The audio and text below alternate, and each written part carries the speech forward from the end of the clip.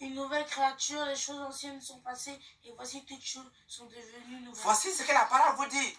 Si tu es en Christ, cela veut dire quoi? Le Saint-Esprit te dit ici, quand tu étais né de nouveau, puisque tu n'étais pas encore avec Christ, tu n'étais pas encore baptisé, tu faisais tout ce que tu voulais, tu partais faire des trucs que tu ne voulais pas, tout ce que tu voulais, l'argent, tu partais chercher des femmes, tu faisais faire n'importe quoi, tu insultais les gens, tu t'assois dans les groupes pour critiquer les gens, tu vas chercher tout ce que le monde est, tu étais cela. Maintenant, comme tu connais que Christ est Dieu, le Fils de Dieu, tu as décidé de mourir avec lui. On n'a pas dit que tu vas mourir comme Jésus-Christ a déjà pris ta mort. Lui, il est mort pour toute l'humanité. Maintenant, comme il est mort pour toute l'humanité, crois à cette mort-là. Quand tu crois à cette mort, maintenant, dis-toi que le corps que tu es là, ce corps n'existe plus. Maintenant, si ce corps n'existe plus, maintenant, Christ est réveillé. Jésus-Christ est mort, enterré. Son corps n'est pas resté. Il est allé faire ce qu'il devait faire sur le sol pour combattre Satan. Il est remonté. Comme il est ressuscité par le Saint-Esprit. Le Saint-Esprit te dit maintenant, quand tu es mort, que tu acceptes que tu es mort avec Christ sur la croix, de la manière qu'ils ont levé, on dit le serpent que Moïse avait levé là, les gens qui étaient mordus par le serpent ont seulement regardé le serpent d'Aaron. Ça veut dire qu'il avait fait un serpent d'or qu'il avait accroché. Celui qui regardait là, qui était mordu par le serpent, ils sont tous guéris. Maintenant, Jésus dit, ça là c'était de l'homme, ça ne faut rien. Maintenant, moi là, je suis mort pour l'humanité. Toi qui crois que je suis mort pour l'humanité, cloué à la croix là, quand tu crois à cela, maintenant ton corps qui est sur toi là n'existe plus. Tu deviens une nouvelle naissance. Une nouvelle naissance que les hommes ne peuvent pas voir. C'est toi seul, ta croyance, ta foi, là, ton esprit là, qui dit je ne vis plus comme ce que je vivais avant. Si je faisais des conneries en partant faire tout ce que là, je les arrête maintenant. Je ne les fais plus. Je ne fume plus, je ne bois plus de l'alcool. On ne nous interdit pas de ne pas boire l'alcool, mais je modère de ne pas boire l'alcool comme je buvais avant. Je n'utilise plus des produits d'éclaircissement.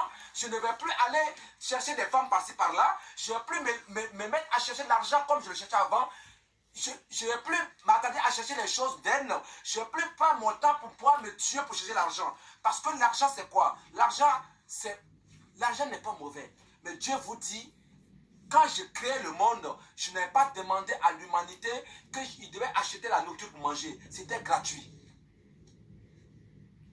C'était gratuit.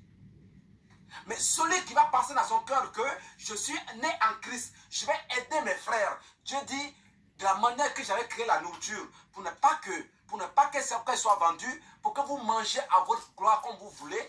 Celui qui pense que je travaille pour aider les autres, moi je lui donne les moyens pour avoir l'argent pour aider les autres. Mais quand tu penses que tu as l'argent pour pouvoir aider que ta famille et mettre l'argent dans le compte là, tu ne vas jamais avoir l'argent. Tu vas travailler jusqu'à tes enfants vont travailler, tes enfants vont travailler, toujours dans la souffrance, tu ne vas jamais l'avoir. Voici le secret que vous ne savez pas. Travaille, donne aux autres. Quand tu sors, tu prends ton salaire à la fin du mois, va voir ceux qui n'avaient pas besoin. Tu leur dis, j'ai apporté de la nourriture pour vous. Et tu vas voir, à la fin du mois, si tu avais 1000 euros, le mois prochain, tu vas voir que peut-être ton patron va se tromper de 2000 euros. C'est le secret. Mais quand tu viens chercher pour garder, Dieu dit, je n'ai pas créé le monde pour que les autres gardent et d'autres meurent dans la faim.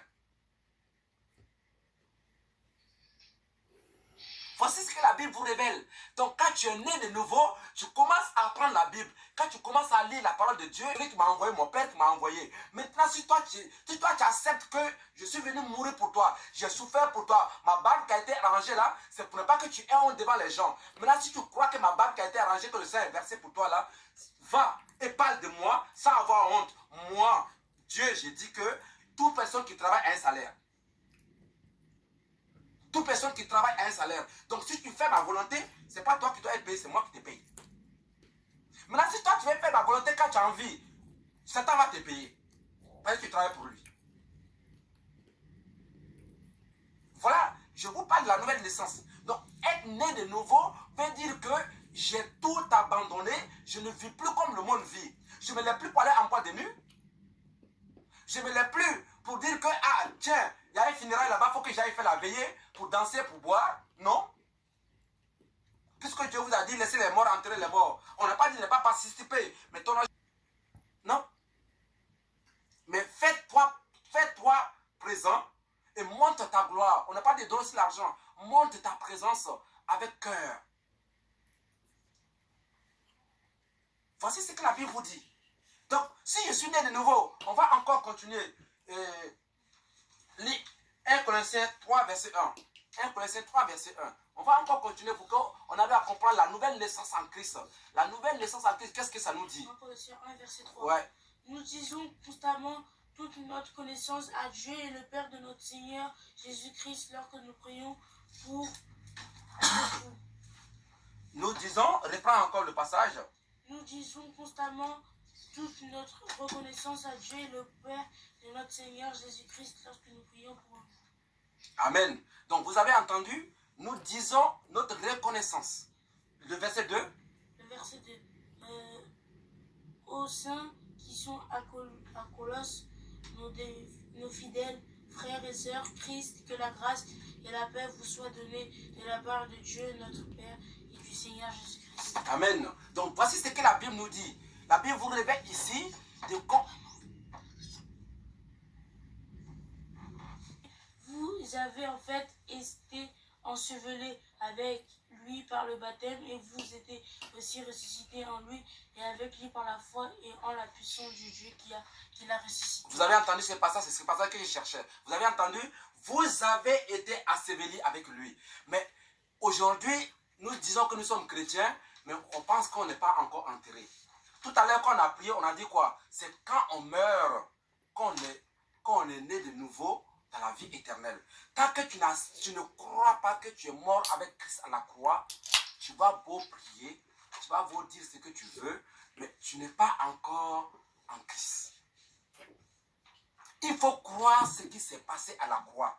Il faut croire à la puissance qui s'est